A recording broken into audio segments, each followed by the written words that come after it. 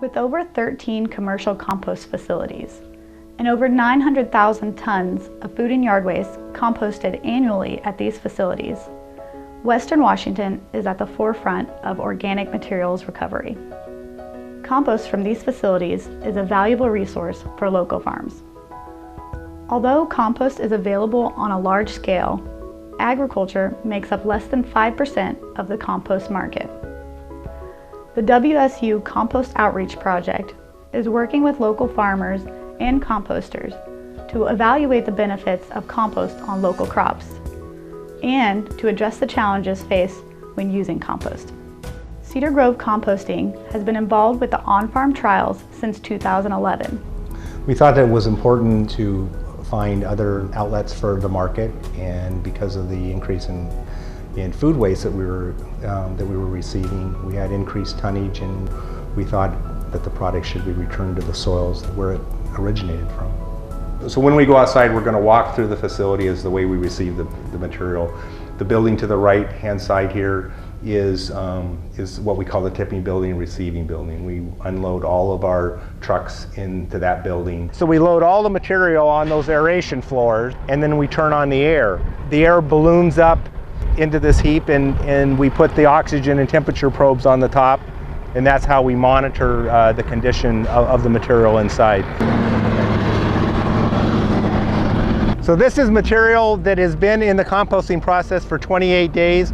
You can see the aeration trenches on the floor. This front end loader operator is pulling material off. He's putting it on a conveyor, and it's going to be moved to phase 2, recovered, and will continue through the process. Lenz Enterprises and Bailey Compost joined the program in 2013. Each facility uses the aerated static pile method, using forced air to speed up the compost process.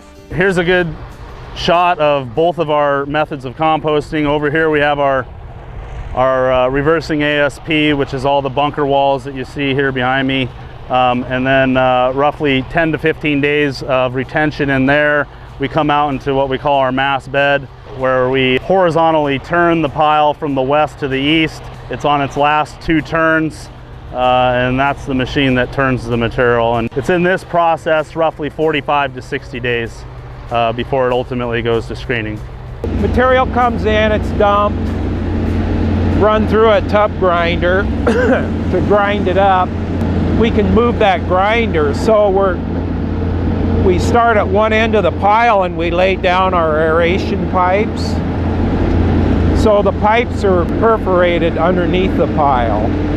So it's called the aerated static pile method, where instead of turning the compost all the time, we're blowing air through it. In 2014, there were 3 on-farm compost research trials, each resulting in an increase in crop yield. Compost used on beet seed at Williams Farm resulted in a 21% increase in yield. At Darrell Haggerty Farm, a 19% increase was observed on organic green beans. At Carlton Farm, 3 years of compost application resulted in 2.7 additional tons of cucumbers compared to the control treatment, or a 35% increase in yield. In addition to conducting research trials, the WSU Compost Outreach Project provides the opportunity for farmers and composters to learn from each other. Hi, so I'm Keith Stalker. Stalker Farms has been in the Snohomish Valley for 4 generations. We currently are an agritainment farm. We specialize in fall entertainment and you-cut Christmas trees. We have been participating in the compost program now this is our 4th year. And we are currently doing a 2nd year trial on sweet corn. You know, I'm still not clear on necessarily what all the sources of the material are that go into the compost. Our customers continually are asking, you know, what is going into our ground, what's in our fields, you know, what are we spraying, those sorts of questions. And so being able to convey that to our customers would be helpful. Hello, I'm Rand Rashid. And I'm Alice Vanderhoek. And we are owners, managers of One Leaf Farm. We are a 8-acre vegetable farm, not certified organic, in Snohomish, Washington. Yeah, for us, a quality compost product is something that has a good composition of nutrients, so something high in nitrogen and lower in carbon. We also look for things that are finer compost, so the fine particles is important for us. And also things that are lower in contaminants, so we don't want weed seeds or plastics, or even just knowing that it's free of chemicals or other different contamination like that is what we're looking for in a quality product. The pathogen requirement is you have to be above 131 degrees for 3 days, and that kills most pathogens according to EPA. We heat it up much hotter than that, and we heat it up much longer than that. So we're definitely meeting the standard. The reason that we're heating it up higher is for a couple of reasons. One is we're after weed seeds, so we're heating it up to 145 to 150, which is proven to kill all the different kinds of weed seeds. And then we heat it up even higher so that we have a complete volatilization of any kind of pesticide residuals that might occur. And those pesticide residuals are really they're heated up and they're eaten by the microbes. Food and yard waste, collected in Seattle and throughout Snohomish County, is brought to the compost sites.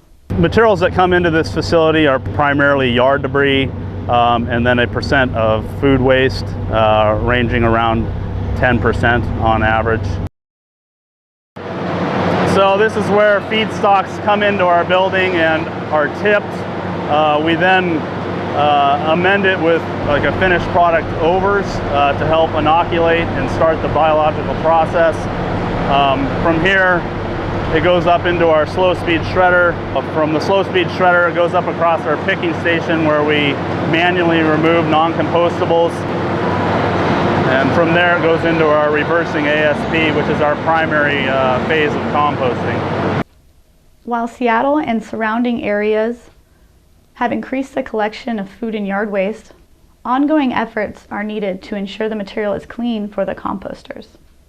I think we all have to understand that ultimately it can't just fall to the composter to take whatever they happen to collect and have to deal with contamination issues. That we need to all work together on that. With the increase in organics diversion, I would say that there's definitely strengths with respect to that.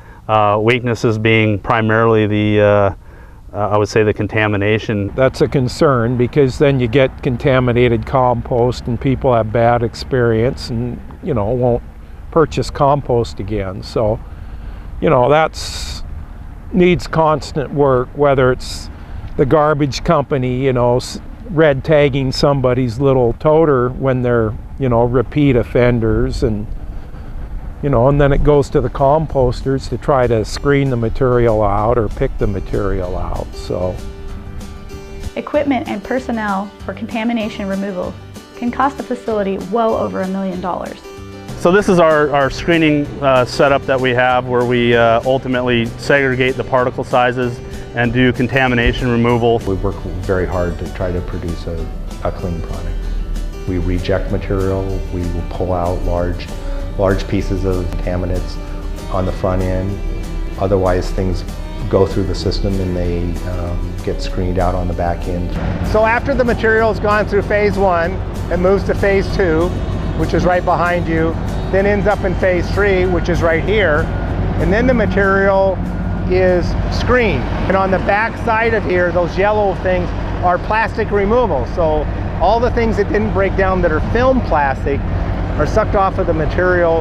The heavy plastics are taken out by that machine down there that's called a hurricane. And we screen it to 1/2 inch, and we also screen it to 1 inch material that's over here. The WSU Compost Outreach Project has uncovered several challenges that need to be overcome for farmers to begin using compost on a larger scale. We think the main obstacle is that farmers have generally been used to quick release types of nutrients. Compost releases and provides nutrients over 4, 5, 6 year period of time, and has a lot of other benefits other than nutrients. With the farmers, we were all used to using commercial fertilizer, so it's kind of hard to break out of that mindset of what you've always done. If the research can prove to farmers that compost is a valuable product and can be utilized instead of using fertilizers or replacing some fertilizer usage, then we think that is better for the soil. I guess the number one challenge would be just the cost of the product, and it tends to be expensive to buy and to apply.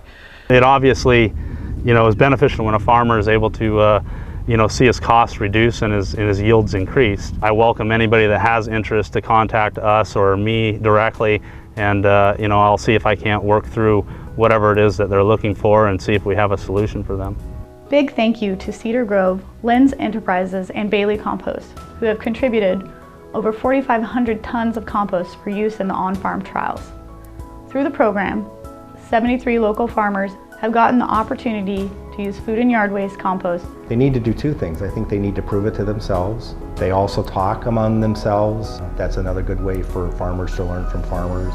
And I think that third-party validation of WSU is important. And also know that we're doing something bigger. We're doing something sustainable. There's a reason why we're doing this. And local restaurants want local produce. And we think that produce that we go pick up at a restaurant has great value to go back to the soil and produce more produce that farmer can sell to that restaurant.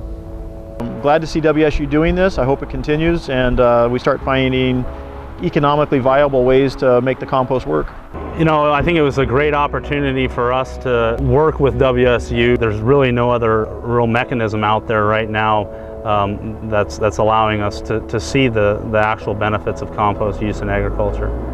And there's been many civilizations that have crashed because they couldn't produce enough food anymore because their soil was depleted. So maybe that's the number one positive of composting urban organics is building up the soil health. We just have a thin membrane of good topsoil in the world, and we're helping improve that with compost.